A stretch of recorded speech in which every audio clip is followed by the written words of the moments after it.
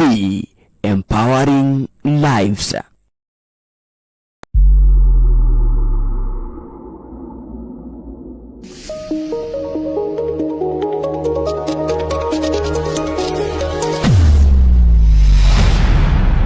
Bethel Clouds TV, empowering lives.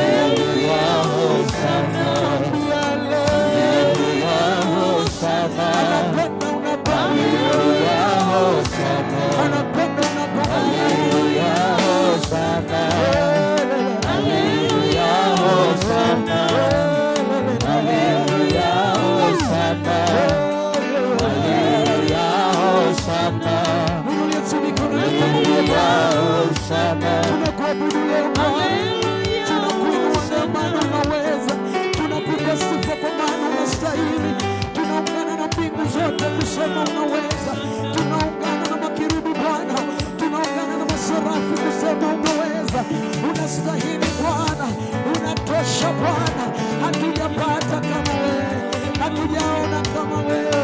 Ule umetutoa Bwana, hapa tumefika, tunasema ni wewe. Umetusaidia Bwana, umetuepusha na mambo mengi, tuko na sababu ya kukuinua. Roho zetu zinakupa sifa, roho zetu zinakuabudu Bwana, kwa jinsi umetenda. Fanya ushirika nasi Bwana, fanya ushirika na moyo wangu, fanya ushirika nami. Nina kiu na wewe, maana sijui, naomba unifunze. Sijui Bwana, mimi ni kama katoto tu, hata sijui kuongea. Ninashuka uinuliwe, ninatuenda upatikane. Hey, wewe ni Mungu, utabakia kuwa Mungu, utabakia kuwa mfalme. Sijui kuongea, nifunze jinsi ya kuongea. Sijui kukuabudu Bwana, nifunze jinsi ya kukuabudu. Sijui, naomba kufunza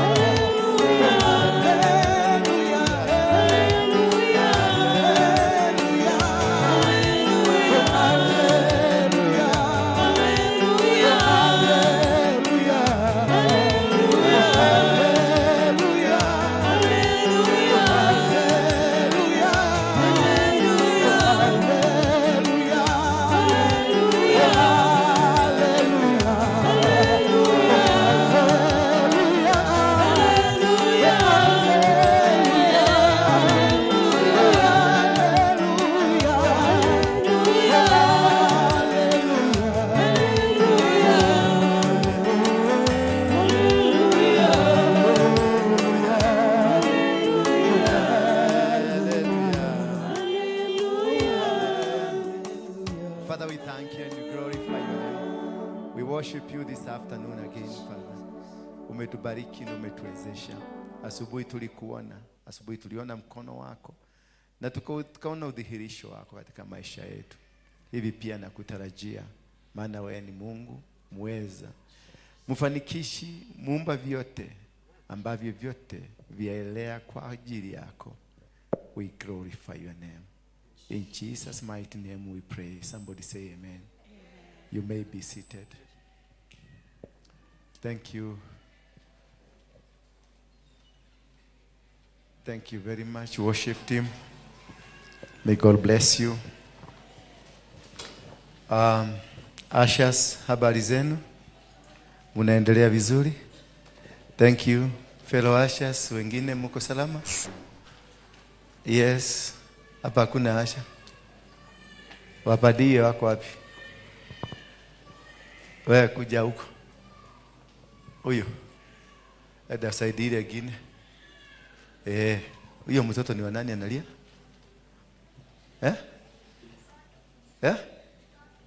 Ni nani? Wa nani? Ni mtoto wenu? Kwa nini analia? Mama ameenda wapi? Ampati nyonyo? Mama amekataa na nyonyo? Kwa nini? Anampianga home, lakini si hapa. Ndio seme mwambie ameambiwa apatiane nyonyo hapa saa hii. Kibia. Mwambie haraka sana nyonyo. Habari za jioni. Munaendeleaje? We thank God for you. And I am happy to see you once again. I'm happy kabisa, because I think God is doing something in you. Twitter, well, boss, this is not working. The Twitter is not working. Use another. We are still on the crashing moment, ambayo tulianza asubuhi. It is part of seek ye the kingdom, because when you want to God bless you, you must seek the kingdom. Before the blessings that we are looking for, before we become successful, as funga hiyo mlango, as we become successful, for us to become successful, you have to seek the kingdom. And you cannot seek the kingdom when you are sick, when you are dirty, when you are not worthy the same kingdom. You must seek the kingdom. When you seek the kingdom, you need the righteousness, because the Bible says, seek ye the kingdom and its righteousness. But for us, we seek the kingdom and avoid the righteousness. You have to confess all that is not right with you, so that the kingdom can find a place in you. Because God is not a God that is a God that accepts the filthy that we are. You must give down, you must undress yourself so that He can dress you. God will never bless you if you are not material for the blessings. God will never give you if you are not ready for what God is giving you. God will only give you when you are ready to be given. And you can only, when you are ready to be given, is when you surrender to God. And surrendering to God is making yourself ready material for the kingdom of God. Praise be the name of God. Therefore, it's very important for us, before we seek this kingdom, before we get to understand the kingdom, we must be able to be fully compliant to the systems of the kingdom.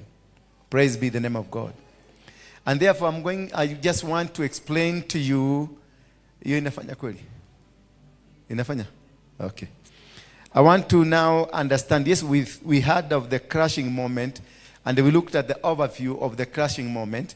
Now I want us to look there, the lessons we learn from the crashing moment. Because there are different levels of what we learn when we have been crushed. When David was crushed, what happened to him? What lesson do we learn from him?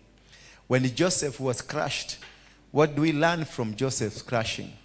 When Moses was crushed, what did we learn from the crushing of Moses?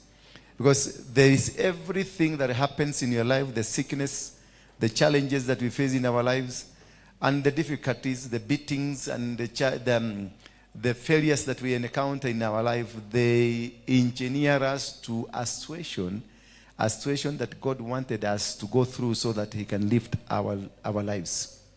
Before God gives you anything, he must be very sure you are able to carry the mantle. Before Joseph became the prime minister, he was prepared gradually from the family level. As he was sold, he went to Potiphar's house, and then he went to prison, and from prison, he went to the state house. When Moses was to become the liberator, he was thrown out by the parents so that the world is to liberate. He will be able to understand it. And because the parents were not well up, they were not good, ni wazazi ambao walikuwa hawana namna nzuri, Mungu alihakikisha huyo kijana Musa amepelekwa kwenye mto, amewachwa huko.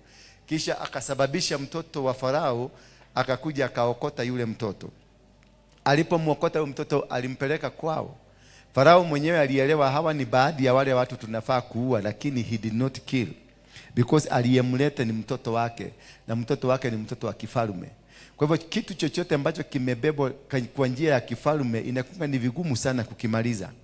Josefu wakati alikamatwa akauzwa, aliuzwa kwa nyumba ambayo ni ya kifalme.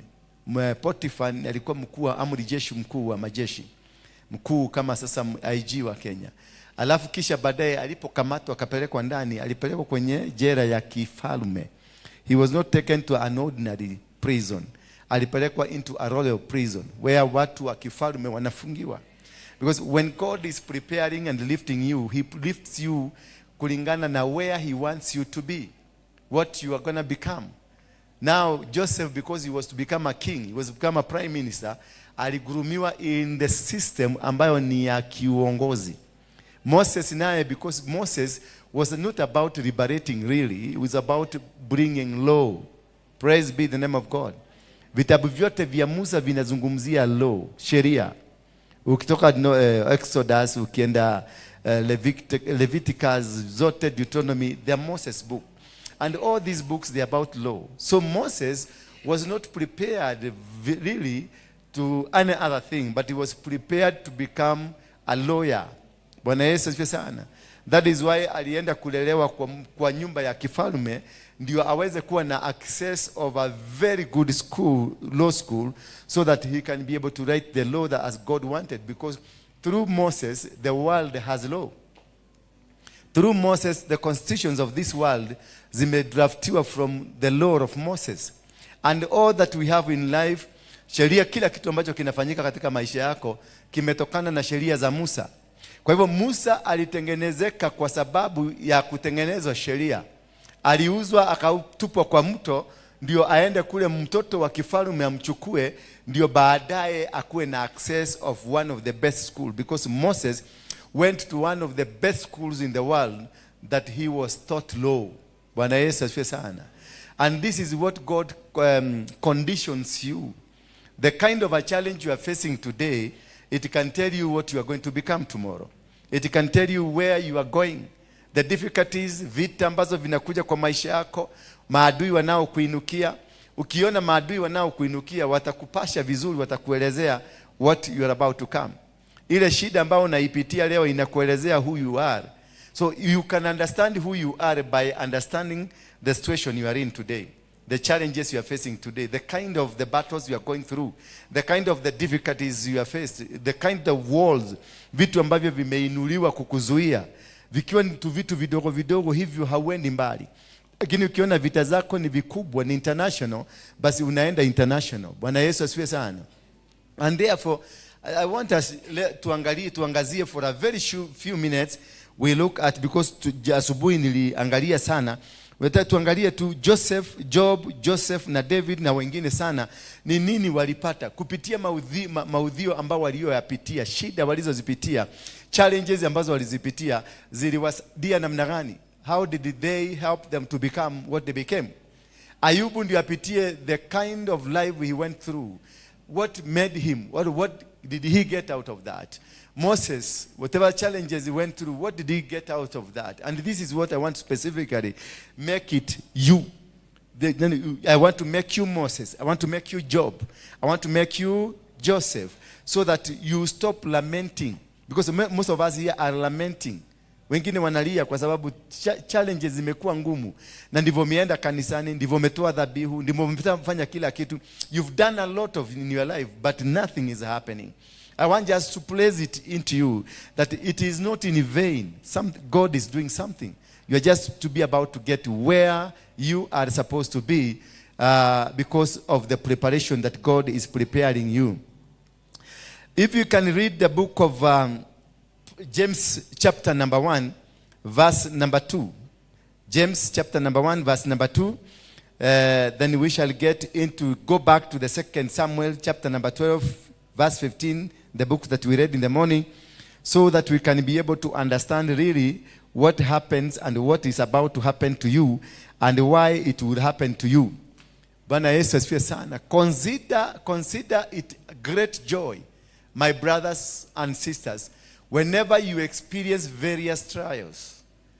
Consider it joy. So to God it is joy. What you are going through, it is joy. God is not looking at you as a suffering. God is not looking at you as something that is supposed to eliminate you, kill you, or destroy you. God is looking at a preparation. That is why God is telling, consider it joy. Hallelujah. Whatever you are going through today, consider it joy. They abused you, consider it joy. You don't have money, consider it joy. You are jobless, consider it joy. You are not married, consider it joy. Because there is something that God is doing in your life. And then verse 3,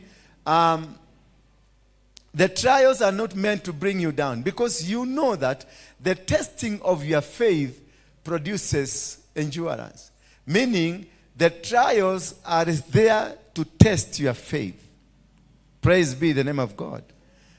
The trials that we are facing, the challenges that we are facing, they are meant to test the kind of faith that you have.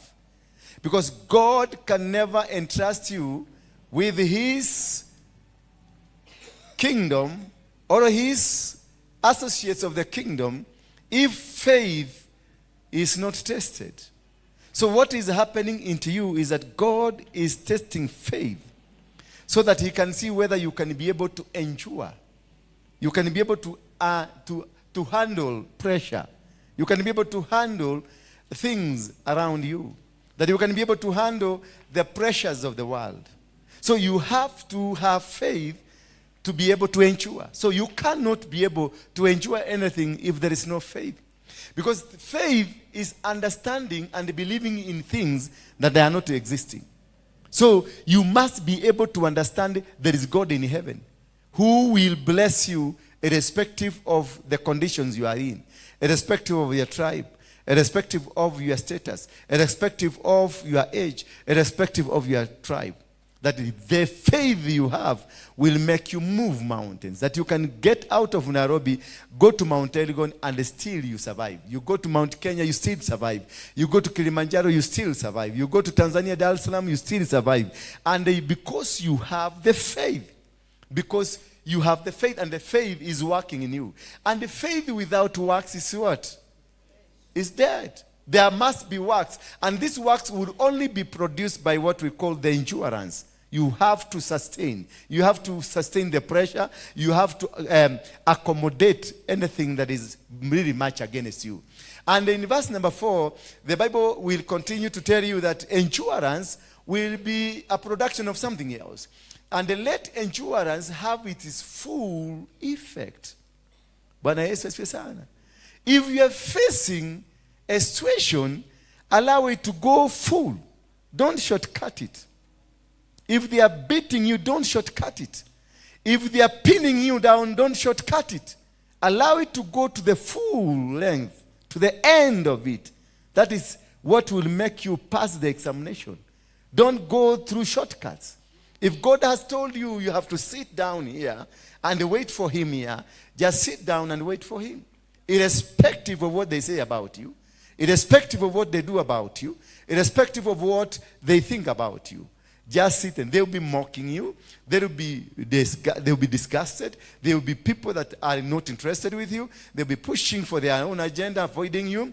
You remain faithful to the cause. You may find it so difficult. You are employed. Nobody's looking at you. Nobody wants you. Everybody is against you. Everybody is talking against you. Everybody is fighting you. But God has continuously kept you there. In that school, in that institution, in that church. Continue being there until God says otherwise. Until God says, now move to the next level. Don't do the shortcuts. Don't turn around and tell God, this is too much for me. Wait until you get to the next level, because the insurance it is full effect. The insurance, you have to sustain yourself. You have to just wait until the pain goes. You don't go buying Panadol. You don't go buying headache because the headache is there. You wait until the disease, the symptoms are removed from you so that you can be allowed to get into the next level. Because this is a test to see whether you are able to get into the next level of your life. Every level of a life has a test. Every level of a move has a test.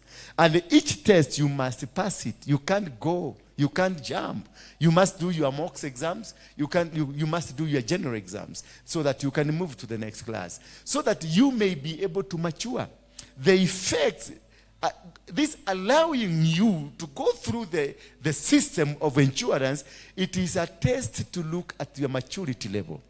Because God wants to make you a Moses.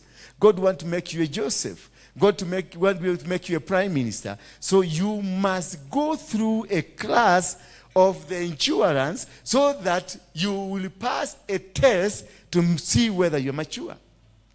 So today people will come here and sarcastically talk about you. People will be here and then talk nonsense about you. Yes, you became a pastor the other day. You became a church leader the other day, and the people now will start. That is the time they will start digging your history. The moment you become a leader, that's the time they dig you. They dig your history. What you did 3 years ago. What you did 4 years ago. What you did when you were a baby. And then you keep wondering, how does it relate to what I am now? When we got into the next level of our life, of our ministry, then there was different type of attacks that came immediately. Because you have moved from the previous system that you are in. The conditions you are in yesterday, you are no longer into them. You have gotten into a new level of your life. So this new level, before you get to the new level, God tested maturity. Are you able to handle? Are you able to lead people? Are you able to move? And you find before you got into this system, new system, you were subjected to pressures. You were subjected to difficult situations. People avoided you. People were backbiting you. People were talking against you, ill of you. People were doing nothing. It's different. They ignored you. They refused to listen to you. Everything happened to you was negative, negative, negative. Why? Because God was testing your heart. How can you be able to handle these people?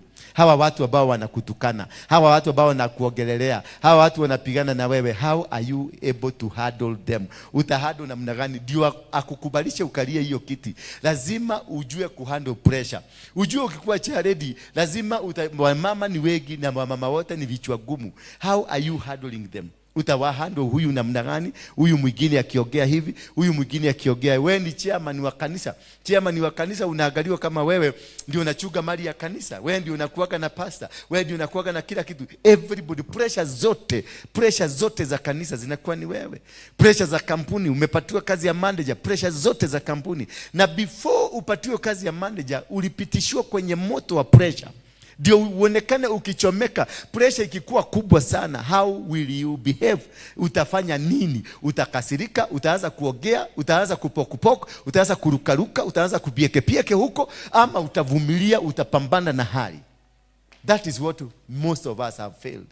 Mitihani mingi tumeanguka kwa sababu wakati pressure ilikuja, wakati ulisikia umesengenywa, wakati walipanga kukung'oa kwenye kiti, wakati walipanga kukuangusha, wakati walipanga kukuvuruga, wakati walipanga kupambana na wewe ama kupigana na wewe, sasa hiyo ulistuka. Badala ya kuvumilia kumtafuta Mungu, ulianza kurukaruka. Ulianza kusema hata hiyo kiti nataka nikuachie, mimi nikugotigera getekeu, nikugoherera hau, negodie hana. Because the pressure was too much and God is watching. God want to elevate you to another level. Lakini ana watch hii level nimekupatia. How are you able to handle it? How are you able? Because he's giving you 1 million people ambao watakuja. And 1 million people ni maakili tofauti, ni vinywa tofauti, ni macho tofauti, ni maubongo tofauti. Na zote how are you able to handle them? Wanalete pamoja, anakuleta at the same time. Kichwa gumu hii, kichwa gumu hii, kichwa gumu hii, kichwa gumu hii. Alafu anakuachilia, anakaa panda, anavuruta kiti, anakaa kuchugulia. How can you be able to handle? Makasiriko yako itapanda to level gani? And that's when Mungu anaangalia makasiriko. Angalia Musa, alitestiwa tu na kitu kidogo, akaandikiwa tablet, akaandikiwa sheria zote, akaambiwa teremuka kapatie watu. Naye Mungu kumbe bado anajua akina Dathani na Kora wamefanya vituko zao. Alipokuja alikuta wamebadilisha sheria, wamebadilisha misingi ya maisha, wamebadilisha kila kitu. Musa alikasirika, akaangusha ile tablet, akaipasua. Sio yake, sheria zikuwa zake, hawa watu sio wake, na dunia sio yake, ni ya Mungu. Aliyempatia tablet ndiye mwenye hawa watu. Kwa hivyo badala arudi kwa Mungu amwambie Mungu watu wamemizibehave, alivunja ile tablet. Na alipoivunja Mungu alikasirika, akamwambia basi umefanya hivyo? Yes, umeanguka mtihani. Na akampeleka kwenye mlima mmoja, akamwambia Kanaani ndio ile, lakini haufiki. Kwa sababu alianguka mtihani. Na watu wengi hapa tumeanguka mitihani kwa sababu ya pressure, ya vituko zetu, makasiriko. Nini? Ulikuwa unataka kufanyiwa kitu fulani lakini hakikufanyika. Wewe ni kiongozi fulani, alafu badala uvumilie matusi, uvumilie nguzo, uvumilie vitu ambavyo vinakuzunguka, watu wanaokuzunguka, maana watakusengenya, watakupiga, watataka kukuangusha, but intentionally utakuta Mungu yuko katikati ya hawa watu. Hallelujah. Most likely utakuta Mungu. Kwa hawa wanakusegenya utakuta Mungu ndani yake. Kwa hawa wanakupiga utakuta Mungu ndani yake. Alafu Mungu alivuruta kiti akataka kuangalia wewe ninataka kukufanya CEO na sasa wewe ni manager. Let me see before I give you the seat of a CEO. How can you handle pressure zikikuja? Bwana Yesu asifiwe sana. Sasa makasiriko yako nasema ninataka kukuachia hiyo kiti. Mimi hata nimechoka. Mimi hata sitaki hiyo maneno ya hawa mama wananisubua. Mimi sitaki kusikia hiyo story, sitaki hata kidogo. Then Mungu anakusikiliza, hautaki hata kidogo. Then God pulls you back, analeta mtu mwingine, naye anamtest. Mwenye atapita mtihani, unaona ndiye ameinuliwa. Na kutoka hapo ndio vita zinaigiaga. Maana aliyeinuliwa alikuwa chini yako na alikuwa chini kabisa. Lakini kwa sababu alivumilia na alipita mtihani wa mavumilivu, Mungu amemuinua. Na ndio nakuta kuna levels, kuna watu walianza zamani lakini bado wako kwenye position za zamani. Na mtu mpya amekuja juzi na amekuja amechukua position, ameenda mbele na amesonga mbele. Alafu sasa hapo unaanza hasira. Unaanza kusema huyu mtu si alianza juzi, huyu mtu si alikuja juzi, imekuaje amepatiwa cheo, imekuaje amepanda kuniliko, imekuaje ameenda mbele yangu? Ni kwa sababu makasiriko yako yalikuangusha kwenye mtihani. Na kwa sababu wewe ni mtu wa makasiriko na ni mtu wa kuanguka mitihani, hapo ndio unaanza vita na watu waliokutangulia, watu waliofaulu kwenda mbele, unaanza kuwapiga vita. Ni unakuta sasa kwenye masuala kama hayo, kanisa kama hili linakuja, kuna vita kutoka Jumatatu mpaka Jumapili. Kuna kuwa na vita. Na vita zote zimesababishwa na nini? Na ule wivu wa kuona so and so ameinuliwa kukuliko, so and so ameenda mbele yako kukuliko. Because wewe ulishindwa kuvumilia mioto, ulishindwa kuvumilia vitu ambavyo vilikuinukia, ulishindwa kuvumilia, ukakosa uvumilivu. Kwa hivyo haukupass, haukupita mtihani. That you fail the test. When you fail the test, you cannot be elevated. You cannot be pushed to that next level. Hauwezi kuenda number 2, utabaki number 1 until you are able to finish. Until you are able to win this battle. Unakuta kuna vitu vinakuja, ni kejeli tu. Kila wakati unakuta watu ile kitu jamaa alisema kuhusu wewe jana, tena imefanyika leo. God is still testing you. is this testing whether are you able to handle, are you able to move, are you able to get into the new position. And this is what has really led us to fail. That is most of the people. Si ati stagnation ambayo tuko nayo ni laana ama ni kutusi ama ni kurogwa tumerogwa, hapana. Most of the stagnations ambazo tuko nazo, we created them. There are stagnations zimetokana na kule umetoka, area umetoka, life umetoka, the family, the bloodline, the generational curses ambazo zina happen katika maisha yako. But again, kuna stagnation ambazo wewe mwenyewe ulizicreate because you didn't pass the exam. Then we continue to have this, turudishie tafadhali. We continue to have this, that once you pass the tests of the trials, once you pass the test ambayo inakupitia katika maisha yako, kuna kitu kingine kitafanyika. Give me that verse, passage. And let endurance have its full effect, so that you may be mature and what? Complete. You can be mature but you are not complete. Yes, unaweza kuwa mature but you are not. To be complete is when you are able, how you talk, how you respond, how you walk, how you handle. That is what called complete. Completion.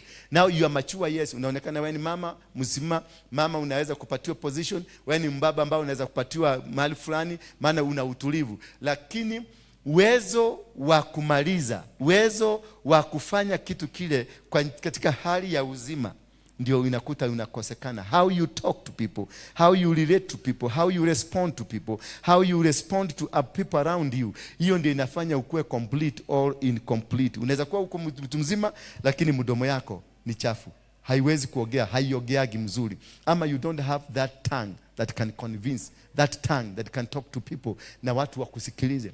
Because you are a leader, yes, you are a manager, yes, you are a CEO, yes, but you are not able to speak it out, kutoa a good mind to the people and make people step down, wantulie. Walikuwa na mahasira, walikuwa wamekasirika, walikuwa wanasema tutaondoka, lakini unaongea maneno matamu, watu hao wanarudi chini, wanasema kweli, wacha tuwapatie a second chance. That is what to become complete. That you yourself, at matendo yako, mazungumzo yako yanavutia watu. That's being complete. But you can mature, lakini unafukuza watu. Na ndio unaona watu wanapatia kwa vyao nyumba kama hii, alafu unakuta badala ya watu wakae wavumilie na waendelee, unakuta watu wameanza kuondoka. Wanaondoka kwa nini? Kwa sababu the leader hajui kuongea. The leader ni kulia na liaga. The leader, watu wakianza kulia na wewe unaanza kulia. Kumbuka wakati Musa alifika akaona bahari ndio hii, maadui ndio hawa, na yeye watu walipoanza kulia na yeye alilia. Ilibidi Mungu ashuke. Akauliza Musa, ni kwa nini unalia? Musa akamwambia, ni kumeharibika. Ile ni mto na huko ni maadui wanakuja wanatumaliza na watu wamenikasirikia. Mungu akamuuliza, kwani ni nini umeshika kwa mkono? Kama angekuwa complete, angekuwa naelewa fimbo ninayoshika ni ile ile iliyobadilika ikakuwa nyoka ikameza zingine. Ni ile ile fimbo ambayo iligonga mawe yakatoka maji. Kwa the same fimbo alitembea nayo, ilikuwa na power, but because he was not complete, hakuwa na understand mpaka anakaa akikumbushwa. Bwana Yesu asifiwe sana. Na watu namna sambuli hiyo ndio tuko nao hapa. Wanakaa wakiambiwa, unakuta umechagua viongozi ambao unafaa unawaachia maongozo, wafanye yale maongozo, wafanye maamuzi, lakini unakuta wanauliza apostle amesema. Apostle alisema lazima tumuulize. Na umempatia cheo. Ni mwenyekiti, ni treasurer, anafaa kufanya maamuzi. Ni mama wa kanisa, anafaa kufanya maamuzi. Ni chairlady, anafaa kufanya maamuzi. Ni asha, mkubwa wa asha, anafaa kufanya maamuzi. Wale watu wakae pande hii. Sasa anasema apostle hajasema watu wakae pande ile. Sasa unashindwa. Apostle ni Mungu yako. That is being incomplete. Because you have uko mature. That's why nilikupatia ukue asha. Because I saw you as mature. Lakini when you lack to make decision, you are not complete. Haujakamilika. Because you need maturity to be accompanied with the completion, so that you can use your maturity to make a decision.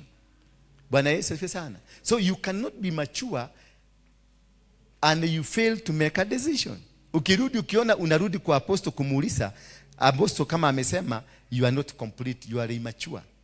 Yes, you can be a little bit mature. And when you are immature, it's because the completion in you does not allow you. Yani hauna authority in you. Being complete is to have a spiritual authority to make a decision. And the decision naifanya kazi. Bwana Yesu asifiwe sana. Ndio unakuta unauliza kila apostle amesema, apostle hajasema, tumongojee apostle akuje. Tutakula mpaka unafika tutakula apostle akifika. Bwana Yesu asifiwe sana. That is lack of the decision of completeness. Make a decision. If you have been given a role and a position, nimekuambia fanyeni mkutano wa youth. You as you've been selected to lead that meeting, you come out conclusively. Mukienda kwa apostle, munaenda kwa apostle kumwambia tumepaga A, B, C, D. Just for the approval. Just for the respect of the anointing. Just for the respect of the authority that spoke to you. But not now, nimekubia tengeneza mkutano wa youth. Alafu sasa mnataka mimi nikuje niwatengenezee ndio mkuje mfanye. Mnakuja kuniuliza ulikuwa nataka youth wangapi? Na hao youth wangapi ulikuwa nataka wakunywe nini? Na hawa wakikuja ulikuwa nataka tupage viti vikiangalia hivi ama vikiangalia hivi. Then that beats the logic. You are not qualified to be a leader. You are not qualified to be in the office because you are not using your brain. When I saw you because I saw the capability of you making decisions, because you have good brains, because you have good stature, because you have everything in you. So because what I did, I released my anointing, nikakugawia anointing ikuje kwako ndio utumie hiyo anointing yangu upange watu venye ningepanga, because wakati ninakugawia, wakati Musa alichagua watu wale alichagua, aliwagawia the anointing, akawapatia the anointing so that they can be able to make decisions as he can. If I have worked with you for 6 months na bado unatafuta apostle amesema, then you are not part of this family. Bado wewe si mtoto wa hapa. Watoto wa mtu wanajua baba yao anatakaga nini. Ukiona baba yetu ameanza kufanya hivi, unajua kumetokea vita. Ukiona baba yetu amefanya mdomo hivi, unajua, yani they understand their father. That is being complete because you understand the anointing you are sitting under. The anointing, how it flows, it must flow to you. Haiwezi kifika kwangu ndio inakifika, alafu hiyo ingine inakosa kwenda hapo kwingine. Ni kumaanisha we have not connected. Hello. Ukikuta decision zako nyingi ni apostle aseme, apostle hajasema, apostle ameenda, we are not together. Bado hujafanyika mtoto. Bwana Yesu asifiwe sana. And that is what produces the completeness. Tuendelee tafadhali. That is what produces the completeness, so that when you are given a responsibility, I will go to America for 1 month and I will come and find a healthy church, a growing church. Nobody has gone. Lakini sasa nikipaka safari niende UK, nitagaze hapa niende UK, tunaendaga na nyinyi UK. Mtakuwa mkiangalia YouTube na kupika tusimu. Apostle ni alachokire. Ndio urudi kanisa. Meaning you are not mature. Na ndio unaona hauwezi ukabarikiwa. Hauwezi kabisa. Watu wengi lazima wakuje hapa niwaekelea mkono. Lazima nisipokuwekelea mkono haujapona, haujaguswa. Apostle atakene tena ningedaka kuona apostle. Apostle wanakuaga hapa. Ukikuja upige magoti yako hapa, uombe utoke uende, umekutana na apostle. Because it is not the apostle who does this. It is the God of the apostle. Bwana Yesu asifiwe sana.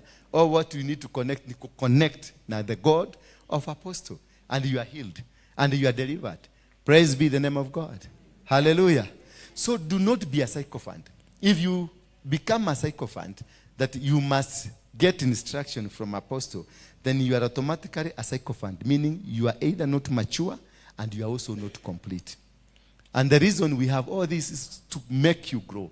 Now, if any of you lacks wisdom, Bwana Yesu asifiwe sana, because you can only have wisdom because you are mature, you have gone through the insurance, and you become mature, and you become what? Complete.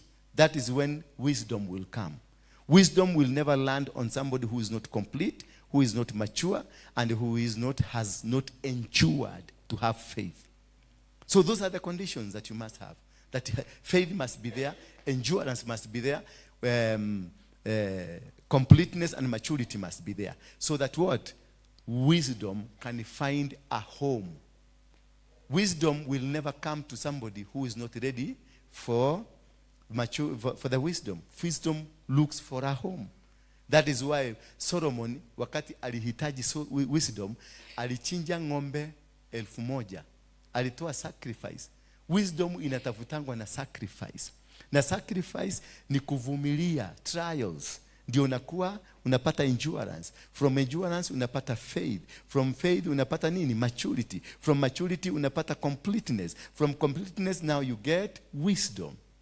God cannot give you wisdom to be able to handle people if you are not yet in those 4 stages. And these are the 4 stages that have failed you. You can't. And if you lack wisdom, you can never be given a responsibility by God to lead his people. You must. That is why Solomon, unajua Solomon alikaa kwa baba yake Daudi. So alijua jinsi ufalme unaendeshwa. Alijua state house venye inakuaga. Alijua askari wa state house, alijua wakubwa wote. He knew everybody.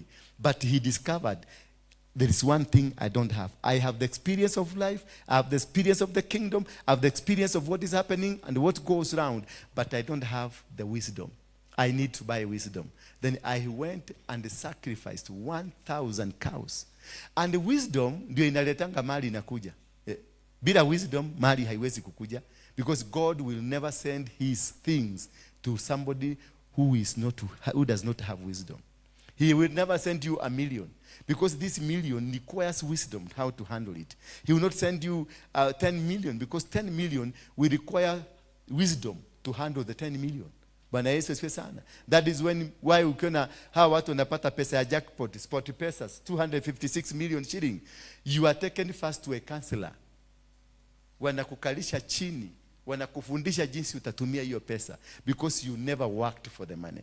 It was unexpected money. It requires a lot of wisdom. Maana you will end up spending. Yule alipata pesa ya sport pesa ya kwanza, alipata 230 million and in 1 year alikuwa hana pesa. That is why now it was made mandatory. Kila mtu akipata pesa kama hiyo aende class afundishwe because they never worked for the money. Hawajui the pain of the money because they were gamblers. Praise be the name of God. And most likely those kind of people, they die. So you need wisdom. To be given people like this one to lead, you must have wisdom.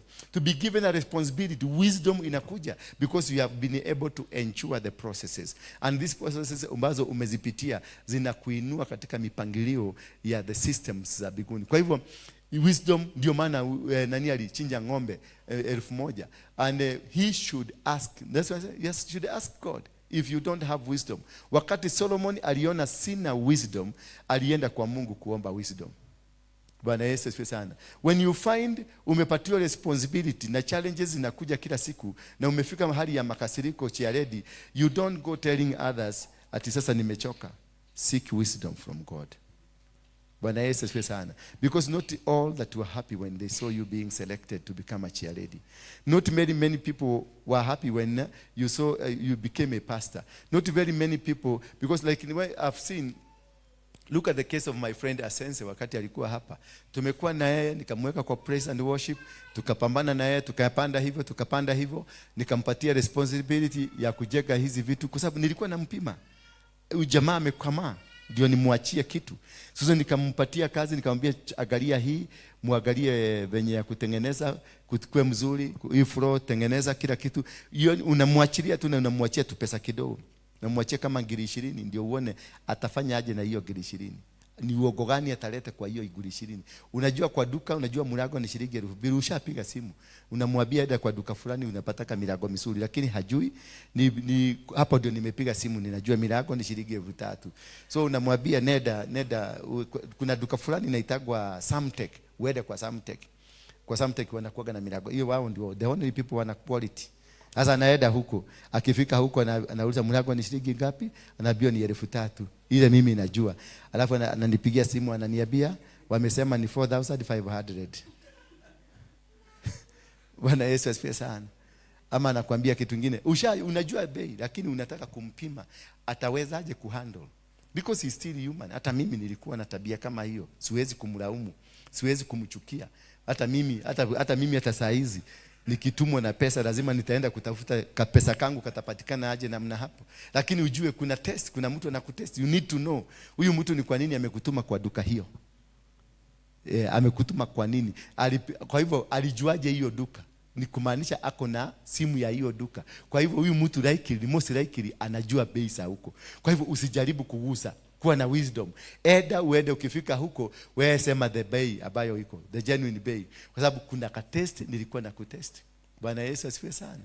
Haleluya. Na hapo ndio unakuta milango yako inafungua. Sasa ukifanya kitu kabaya ambacho na mimi wakati aliniambia 4500 nilimwambia nunua na uniletea receipt.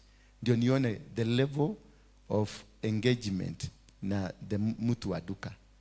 Maana lazima ambie mtu wa duka niadikie receipt ya 4500. Sasa una imagine sasa hapa treasury yako ukimpatia what will happen? Bwana Yesu asifiwe sana. Akienda umpatie ministry fulani, aende asimamie mahali fulani, what will happen? So una understand ni mtu bado hajakomaa, anahitaji kutembea na wewe a little more steps. Bwana Yesu asifiwe sana. So sometimes I will test. Nitajua kitu ni ya shilingi 20,000 lakini nitakupatia 30,000. Endeni muangalie kama kutapatikana. Because nimeweka hiyo 10,000, najua ni itapotea lakini nikujue. Hiyo ndio gharama ninataka kufanya. Nitapotea lakini nimekujua wewe ni nani. Kesho sitafanya biashara na wewe. Sasa utaona nimeanza kufanya nini? Kukukata pole pole. Nitakukata pole pole nikiondoka. Pole pole nikiondoka. Because umeanguka mtihani. Sasa nitakurudisha mahali ulikuwa. Ndio tena uanze safari nyingine. So hiyo safari kama inaendaga miaka 5, utakaa miaka 5 ukistruggle na mimi. Sasa hapo ndio mtu anachoka, anasema ameenda, hawezi kuvumilia vitu kama hivyo. So wisdom ni kitu ya maana sana. Ukiona mtu amekutuma, usikibirie, usikuwe na tamaa. Kwanza mambo ya pesa, usikibirie. Na hiyo inafanyaga watu wengi wameanguka kwa sababu ukiwa mtu akuguzaguza tu vitu, utaguzaguza na tutakumaliza. Bwana Yesu asifiwe sana. Now if any of you lacks wisdom, he should ask God, who gives to all generously and ungrudgingly, and it will be given to him. He gives generously and ungrudgingly. Hakuagi na grudge. He gives you generously. Kila kitu ambacho anakupatia Mungu anakupatia. He gives you generously because you have qualified. But if you find that God is giving conditionally, you are not qualified yet. Bwana Yesu asifiwe sana.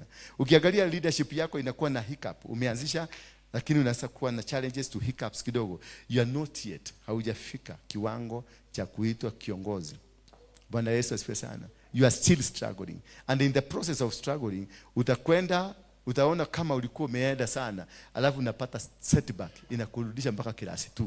Maana class 2 ndio ulianza kupotezea makinya. So tena unapanda mpaka class 8, tena unafanya makosa, ukubi unafanya makosa ya class 5, unarudishwa class 5. Tena unapanda, unafika class 8, tena unafanya makosa ya class 7, unarudishwa class 7. Tena unaenda hivyo mpaka wakati utamachua. That is why kuna watu wamezeekea hapa kanisani na makanisa mingi, na wangekuwa saizi mapasta, wangekuwa saizi wainjilisti, wangekuwa saizi watu wakubwa, lakini walianguka mitihani. Kuna mtu ambaye alikuwa Mungu amemfungulia milango ya kwenda kuajiriwa kazi, ya kwenda kupata ndoa, ya kufanya biashara, lakini katika biashara moja alikupatia hapo awali ulianguka mtihani. Kwa hivyo that's why pesa yako yote imekamatwa na imefugwa mpaka umachue. Mnaniangalia vibaya hivyo kwa nini? Yeah? Sasa nisirudi kuongea ukweli? Yeah? Inasingi? Basi wacheni kuniangalia kisingi. Jiangalie. Uone mahali umeangukia mitihani. Uone ni kwa nini kila wakati unapanda. Watu wengi wananiambiaga ninapanda alafu wakati ninaenda kuingia mlango inafungwa, ninarudishwa nyuma. Si mlango ilifungwa, ulionekana you are not complete and you are not mature. Umeshindwa kuvumilia moto. Mdomo yako peke yake, midomo. Kama tu hapa wengi sana ni wa midomo. Mdomo ile maneno unaogeaga, chuka sana. Ile maneno unaogea. Because maneno ambayo inaogea inakuharibia. Because God is also watching maneno yako, mdomo yako. How loose are you? Bwana Yesu asifiwe sana. Sasa nikikuita mahali pale tuende pale Serena tukakunywa na wewe kachai, usiende kuambia huyu ninakuitaka tunakunywa kachai, itakuwa you are immature. Next time nikisikia sitakuita, maana nimegundua wewe unaniusa. Bwana Yesu, na ilikuwa siri yetu mimi na wewe, twende tukunywe kachai nikikuzungumzia maneno matamu matamu. Sasa umeharibu. Kwa hivyo next time I will not call you. Sasa utaona wengine wakiitwa. Bwana Yesu asifiwe sana. That is why Jesus alikuwa na mipango. Alikuwa nakaa na watu 12, kisha nakaa kidogo anachukua 6 na waacha 6. Anapada na wao. Maana ameangalia hawa 6 si watu wa level hii. Tena anapada na hawa 6, anapada, anaenda anawacha. Anachukua wangapi? 3, anawacha 3. Tena wanapada, anawacha 2, anabaki na 1, anaenda kibaki peke yake. Because ni level za maturity, level of understanding. So nikiona nimekuita tuende Serena, usikuje kuambia huyu tunaendaka Serena. Maana huyu nilisema sitampeleka Serena tena. Sasa ukimwambia nilikupeleka Serena, ataanza vita na wewe. Ataanza kukupiga. Wewe ni wa Irima. Sasa ataanza vita hiyo za kusema nini? Wewe ndio uko kwa shimo. Bwana Yesu asifiwe sana. That is yet being mature and having the wisdom of handling people. You don't go saying tulienda ananitaka, tunaendaka, tunafanyaga. That is purely immature. Bwana Yesu asifiwe sana. And that one will not make you, hautawezi kugrow because Mungu ameona. Because pia ni Mungu. Alisema, aliniambia, hebu ita Florence, uende venye anakulaga. Ndio wakati utaitwa State House, utajua kama mtaenda na Florence. Na ni Mungu aliniambia, sasa tunaenda na wewe pale Serena, badala hata tu vitu zinaletwa hapo. Unajua kule Serena tunaogaga na unaenda kale kabandage kakufuga mtu. Kamekatwa, kameroliwa vizuri, ndio kamemwagiliwa maji moto, alafu unakafungua unaanza kujipagusa aje. Hiyo sasa ndio ya kuoga. Maana kule hakunanga germs. Sasa alafu badala ya huyo mtu ndio kamekuja kamekuwa karaudi hivi, kanaka ka biscuit na kakimwagiliwa maji kanafura. Sasa unafikiria ni part ya menu ya kukula. Sasa huyo Mungu anaangalia naona. Sasa unaona anaanza kuweka kwa mdomo na mwambia hapana. Nami hapana, wasi kwa mdomo hii fugua hivi ni kitambaa ya kuoga. Haya kamedhapa kana toliko. Unaona haya, kwani wanaogaga na gani? Ni namwambia ni alafu unamwambia ngoja. Wacha haraka. Niangalie venye nafanya. Sasa unafugua vizuri, unaangalia. Sasa unaona huyu na ni mama mzee, ukumfundithia ginyari. Bwana siwe sana. Sasa unakata huyo. Sasa ukiona nimekukata, kuna mwingine pia labda nilikata. Sasa wakikutana wawili itakuwa ni sumu kwa kanisa. Bwana Yesu asifiwe sana. Ati sasa huyo ni user. Ati anakupelekaga alafu anakudabu. Anakupeleka si kukudabu, nilikudabu, ni tabia si kusiaregire. Bwana Yesu asifiwe sana. Alafu kuna wengine mnaenda huko, yes amepita hiyo mtihani. Mtihani ya pili ni chakula imeletwa. Imewekelewa kwa meza. Alafu badala mtu akule vizuri na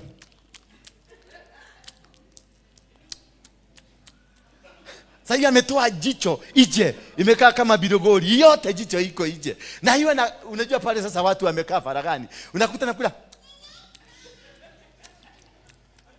Kila mtu mpaka anaweka kijiko chini, aangalie what kind of an animal is this one. Maana kule hatukulagi hivyo, unakula ni kama mdomo yako inatebeswa na kapropela pole pole. Alafu na meza. Sasa ukienda ufungue mdomo na mko na wamama 3 wa kanisa, chairlady, secretary wake na treasurer. Sasa ndio umepeleka pale. Alafu ukiona venye wote wamefungua mdomo na wanaokea, unaona chakula inaruka huko nje. Mpaka unasema hapana, kai. Jenerali haya. Mpaka unaiba kale kaiba kale jenerali ya gige. Bwana Yesu asifiwe sana. So this is a levels of maturity. How do you handle? That is what that will make you qualify. This is what failure nyingi sio shetani. Failure nyingi ni wewe. Ulibehave namna gani? Mungu alikupatia ka responsibility kadogo, alitaka kukuona utafanya aje na watu. Alikupatia tu pesa, akakupatia milioni 10. Mimi hapa nilifanya kiasi siku nyingi sana kabla sijaanza kupata pesa mzuri. Nilifanya kadiri hapo, tuliiba kashamba ka mtu tukauza. Tukapata shilingi milioni 5. Sasa tukawaana 2.5. Wewe nani dola pale dunia. Wewe milioni 2,500 kwa mvuko yangu. Niliingia kuna kilabu iko hapo, hiyo ilikuwa cinema. Nishani cinema ilikuwa inaitwa nini? Ile ilikuwa cinema something ya Dadora. Wangapi wanajua Dadora? Hata mjui Dadora. Gai, kama umeteko. Wako mtie mwakinya Dandora. Dandora ndio town city, the city of Nairobi. Huko kuna bar tulikuwa tunaendaga huko. Hiyo pesa iliisha in 3 days. 3 days, 2.5 million. Sikuwa nazo.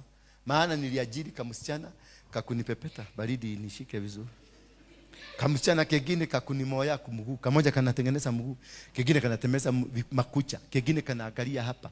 Sasa na kuna kengine kamenishikia glasi ya kukunywa pombe, kananiweka kwa mdomo hivi. Na kila mtu namlipa shilingi 10,000 after the service. Bwana Yesu asifiwe sana. God was watching. God was watching. Hiyo pesa iliisha. Nilirudishwa kwa shilingi 200. Ile pesa mingi nilikuwa pata per day, ilikuwa napata 200 shillings. For 1 year, 1 extra year, nilikuwa napata kila siku. Shilingi mwisho wa mwezi nyumba ya kulipa, pesa ya kulipa rent, shilingi 600. Hiyo ilikuwa inapatikana. Na ya kukula 200. Sasa hiyo nilikuwa makaga hapo Dandora. Nilikuwa nasema Dandora 5, siku hiyo walikuwa nalipisha shilingi 5. Dandora 5. Hiyo kutoka asubuhi kamdomo kanakauka. Bako najikuta mdomo imekauka, hauna hata pesa ya kununua maji mpaka jioni. A total punishment ya mwaka mzima. Nikafundishwa tabia. Mwaka ulipoisha, Mungu akanipatia shilingi 150. Hiyo niliipaka vizuri, nikanunua tu viti, nikanunua kakitada maana nilikuwa nalala chini kwa makotoni. Nikanunua kakitada, nikanunua ka stove kale ka pressure. Wangapi walitumia kale ka stove ka pressure? Wangapi wanatumia? Waliwahi kutumia kale ka pressure. Nika graduate, nikanunua ile ya utambi, sio ile ya round, ile ya kona ya utambi. Hiyo ilikuwa mzuri kubwa hivi. Nikaanza kutumia hiyo. Mungu akaona kakijana kameanza kukua na tabia mzuri. Nikafanya deal nyingine, nikapata 1,400. Sasa Mungu anaanza kukugrow pole pole because ameona akikupatia milioni nyingine utajiua. Maana ningejiua. Nilikuwa na kunywa na hiyo glass. Na pia msichana agusa chini ikufe tutalipa. Anaagusha chini inakufa. Alafu naita ule wakuja kupagusa.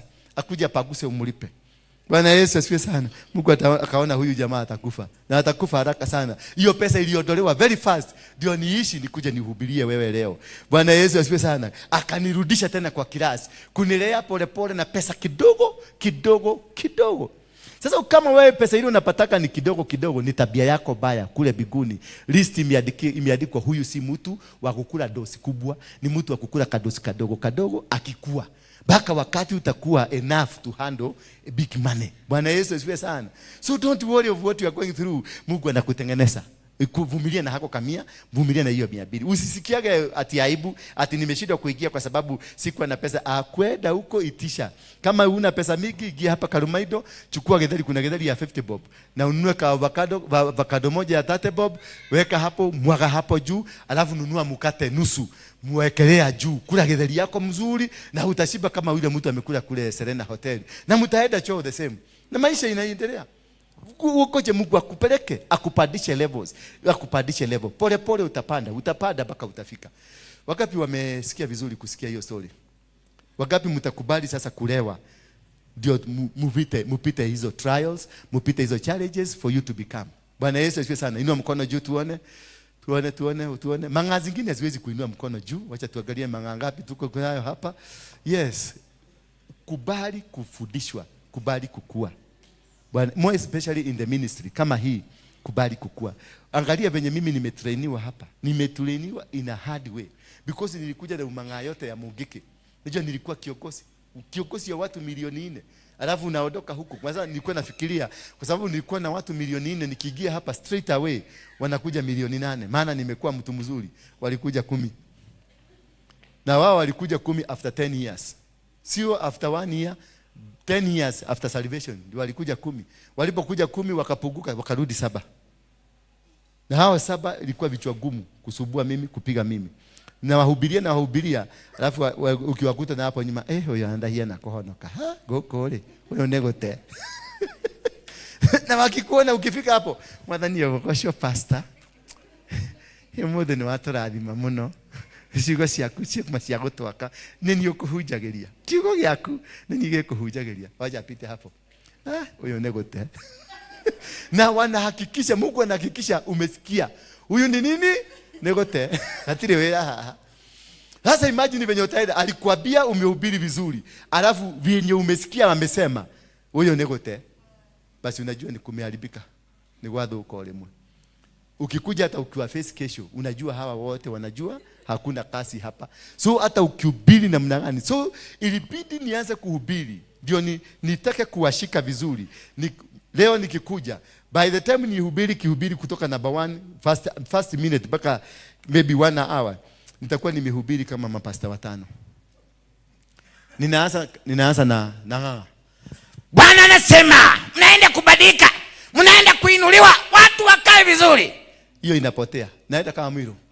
Bwana anasema naenda kubarikiwa, kuna mtu anaenda kuinuliwa, kuna mtu anaenda unabadilika, unachukua mwingine because you don't have a formula. Wewe umekuwa tuned kutaka kufanya watu wa kufurahie, ukeniado. You stop now doing what God has sent you to do. You stop preaching the way God has chosen you to preach. Then you start pleasing people. Umeaguka mtihani. Maana you are not supposed to please people. You are supposed to do the will of God. Unaaguka, wamekuagusha. Ndio unakuwa very careful. Ukiona wamama, wababa wamekuja, wanataka kukusikiliza, sikiliza wao but don't comment. Wasikilize tu. Wanakupatia mawaidha, wasikilize tu. Don't comment. Sasa uende uchague ya huyu, uchague ya huyu, uchague ya huyu, utengeneze ka statement kamoja, uhubiri nako. Sasa kila mtu utakuwa umemtachi. Lakini haukufanya kulingana na wenye walitaka. Unafanya kulingana, unarudi kwa Biblia, una connect hiyo kitu, inakuja kitu ya Mungu. Na hapo utakuta umeanza kugrow. Na Mungu atakutumia watu wengi ambao watakusikiliza, ambao wewe mwenyewe utakuwa baraka kwao. Mungu atakutumia watu wengi ambao watakuja kwenye biashara yako. Mungu atakutumia vitu vingi ambavyo vitafanyika katika maisha yako, vitabadilisha. Maana you are called, umeitwa. Kuitwa watu wengi tumeitwa, lakini the chosen, a few are chosen. Being called is normal, but the choosing ndio uanze sasa kupatiwa. Umepita mitihani, ndio naona unapatiwa. Unaona mshirika anakuja na kupatia shilingi 10,000. Hiyo 10,000 ni Mungu aliambia mshirika huyo, pelekea hikyo kimutu tuone kitabehave namna gani. Sasa hiyo immediately ikifika kwa mfugo, mama anakupigia simu anakuambia hatuna pesa. Unamuuliza, unaonanga kama nachunanga pesa kwa mti? Na Mungu ameshamwambia msee ako na pesa, mpigie. Bwana Yesu asifiwe sana. Sasa unamuuliza kama unachunaga pesa kwa nani? Kwa mti. Na yeye anakuuliza, dadi hatakuwa na ubaya, nilikuwa nataka tununulie watoto chakula. Kwa sababu sasa unafeel uko na pesa mingi na wewe ni mkubwa, unaenda wewe soko kununua sukuma na unanunua kanyama alafu unanunua kanyama kananuka because ulisema kata pale. Kwa sababu unataka kila mtu ajue uko na pesa. Kata hiyo, hiyo kata hapo. Sasa na ule kwa sababu unajua watu wa butchery ni wakora sana. Atakata hapo umesema, lakini sio hiyo atakupatia. Atarudi hapo ataokota tunyama twingine tumeosa, atafuka vizuri na kuwekea na kuambia wewe utaenda kujulia nyumbani. Bwana Yesu asifiwe sana. Kwa sababu ya nini? Ya ujuaji. Until you are able to be qualified, utapata mateso mingi sana. Utafugiwa nyumba, utachukiwa, utaongelelewa vibaya, utapigwa, utainukiwa, kila kitu kitafanyika katika maisha yako. Lakini vumilia, maana safari iko karibu kufika kikomo. Bwana Yesu asifiwe sana. Sijui kama tutasimama kwa miguu yetu. Naona kuna watu wengine wanataka kukuja hapa. Kuna pastor mwingine rafiki yangu kutoka Ghana. Amekuwa hapa kwa siku 3. Anakuaga na wafuasi wake. Tukampatia hapa akuja uhubiri hizo siku 3. Anamalizia sasa, anafaa kuanza saa hii. Kwa hivyo tumalize ndio tuweze kwenda, tuache wao wakue hapa. Inua mikono yako tu, mwambie Mungu, nataka wisdom, unibariki tu. Ule mama ananyuki yako wapi? Eko nanyuki, simama tu. Hapana, si wewe. Kuna mama ametoka na nyuki, amenipigia simu, amefika. Nitoki kinyire. Niwe kihuro ke hau nitokwaria. Niko wira aya nimegokurehe ofisi. Ndio tu mikono yako osha. Patia keyboard peke yake. Sio hiyo queen. Hiyo ingine. Hiyo. Fungua tu kinywa chako. Mwambie Mungu, nahitaji msaada wako. Nimejua leo makosa yangu yalikuwa gani. Nilikosa kuvumilia, nilikosa kukaa kwa mapenzi yako, nilikosa kukaa jinsi ulivyotaka. Sikujua nilikuwa kwenye mtihani, na ndio maana nilianguka mtihani. Ndio maana sikufaulu, ndio maana sikuenda mbele, ndio maana sikupata kushinda vita. Mwambie Mungu, najua nimerudi kwa last one, lakini nahitaji kutoka sasa mkono wako, nitembea kwa mipango yako, nitembea kwa njia zako.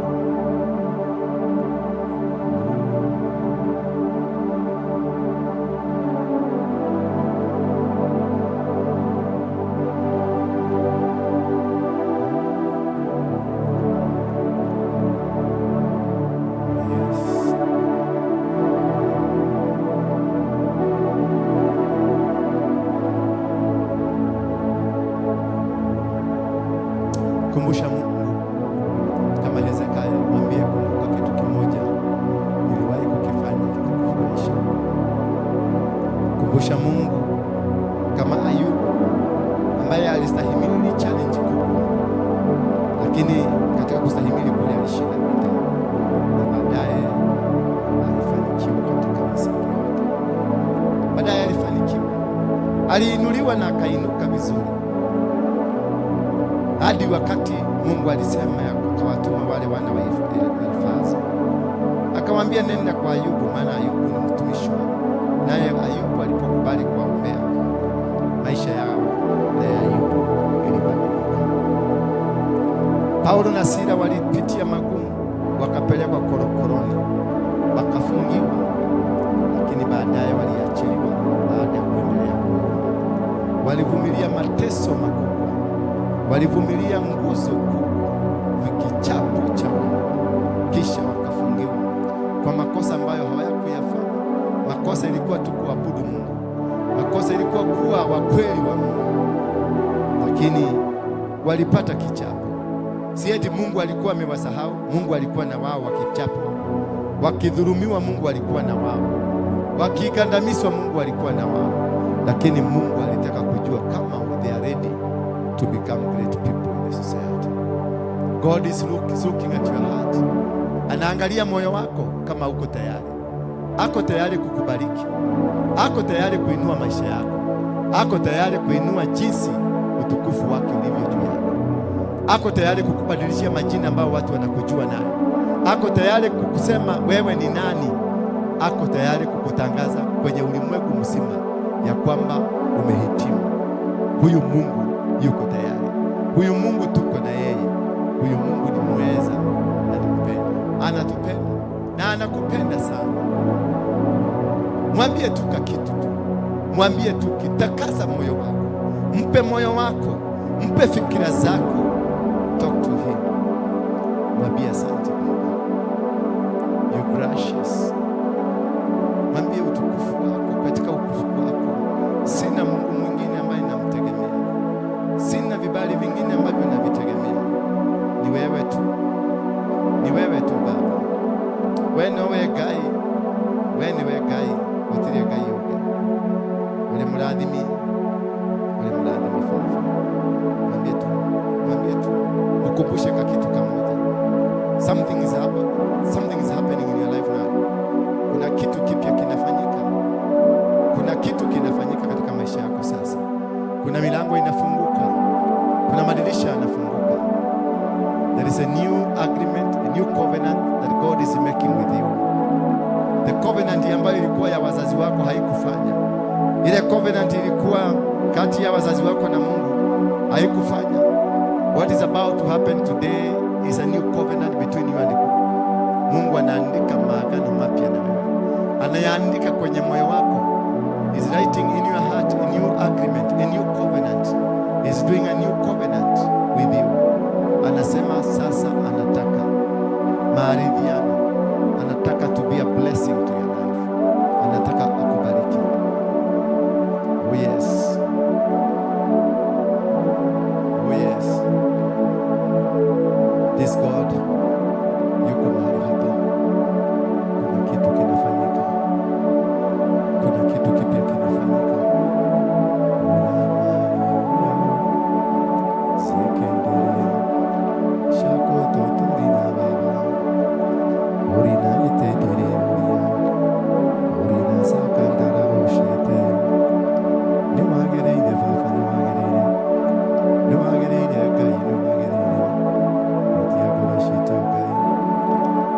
Bless your people. Remember, these are your children. They came because they know you can be able to do it. They came because they know you are capable of blessing them. Bless them now. Father, remember their families. Remember their businesses. Remember their works. Remember, you told us you're gonna bless the work of our hands. Wakumbuke tu. Kumbuka kazi ya mikono yao.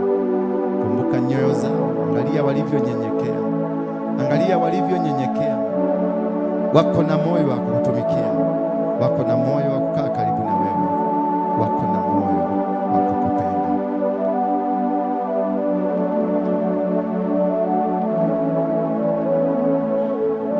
Nimakwendete. Deshana shakugai. Sikwendete. Sikwenyihagenya. Sikumadhaga. Maririkane. Otore wanaririkana. Otore wanaririkana nyumbeni. Otore wanaririkana ndungata ciaku. Otore wanarikanire Ayubu. Otore wanarikanire Isaka. Rĩrĩa gũtarĩ na irio no akĩrĩma kũndũ kwarĩ na riũa no akĩgetha na agĩtonga. Maririkane Baba, nĩ wĩhia makoretwo naguo na nĩ mahera wĩri ũyũ. Nĩ maragwĩta Ngai ũmaririkane ũmũthĩ ũyũ. Ũmahe kĩrĩa kĩagĩrĩire. Ũmahe ũthamaki mwerũ. Andĩka maandĩko merũ thĩinĩ wa mũtũrĩre wao. Andĩka maandĩko merũ thĩinĩ wa njĩra-inĩ ciao. Gĩa na kĩrĩkanĩro kĩerũ Ngai thĩinĩ wa mũtũrĩre wao. Marathime Baba. Rathima njĩra ciao. Rathima mĩikarĩre yao. Rathima kĩrĩa gĩothe marĩkaga. Nĩndarenga gĩkonyo kĩrĩa kĩramanyitithĩtie na thĩna thĩinĩ wa rĩĩtwa rĩa Jesũ Kristo.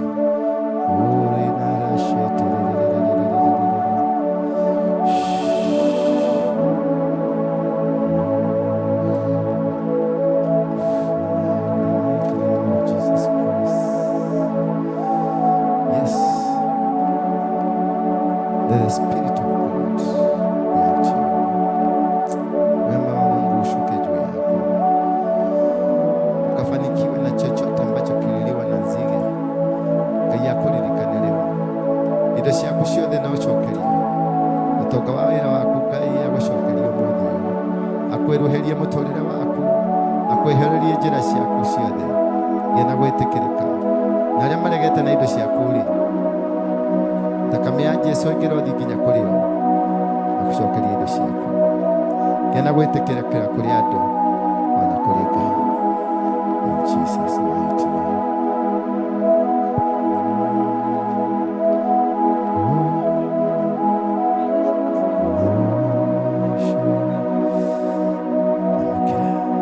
Ndacia Ngai igũrũ rĩaku. Ngai wa matu-inĩ arokwenda. Arotuĩka kĩrathimo thĩinĩ wa mũtũrĩre waku. Ngai angĩrokũgarũrĩra njĩra ciaku. Gĩa na gwĩtĩkĩrĩka. Gĩa na roho mwerũ. Gĩa na hinya wa Ngai. Gĩa na werũhu wa mũtũrĩre waku. Mĩtego yothe na mĩbango yothe kũmabangĩte igũrũ yaku ĩngĩromomoka. Magongona ma ndũire, magongona ma bamĩrĩ, maroho marĩa mothe maragia mũtũrĩre-inĩ mangĩromomoka thĩinĩ wa rĩĩtwa rĩa Jesũ Kristo. Destroy every covenant in the mighty name of Jesus Christ. Oh yes, the God of heaven deliver you. Yes. Yes. Yes. Hallelujah.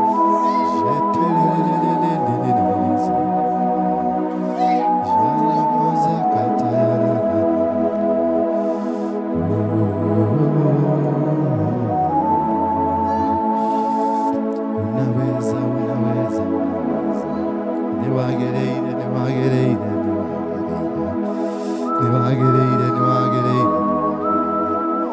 Receive the blessing.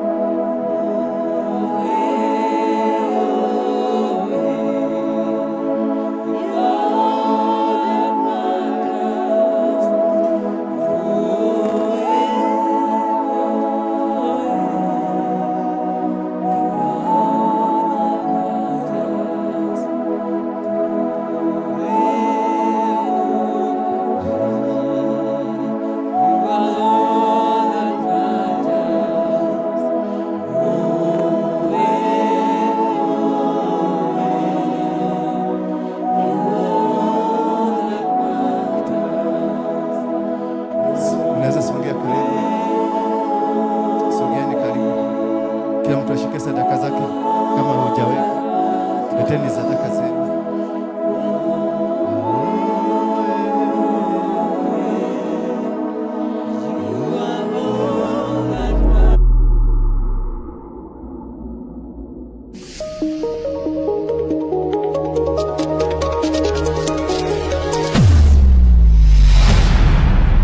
Bethel Clouds TV, empowering lives.